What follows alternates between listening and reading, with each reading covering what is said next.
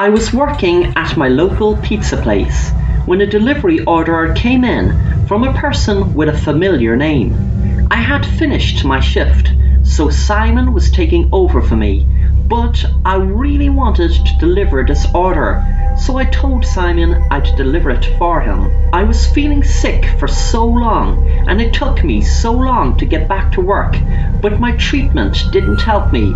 It just made things worse. A while later, I knocked on the door with the pizza, and I wanted to see for certain is it the guy I thought it was. I was right, it was.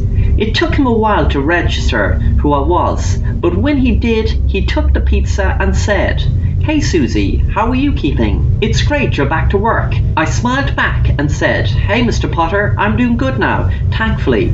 He handed me $20 and I was giving him the change of $5, but he said, "Keep the change." The door shut and I walked back to the car.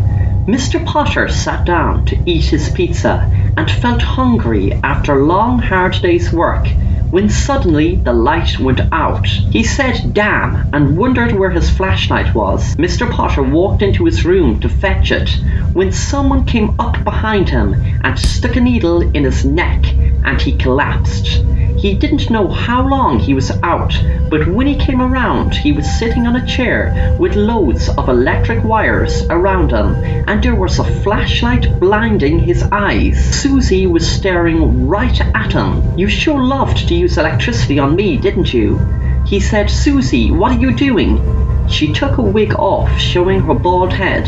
"Mr. Potter, I am going to flick the kill switch back on in just a few minutes, and you are going to fry alive with those electric wires that are tied onto you.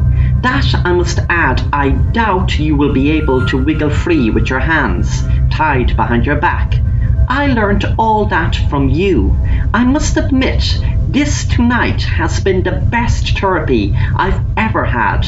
He started screaming as I walked down to the basement and flicked the kill switch to on. I could hear buzzing and the screaming stopped.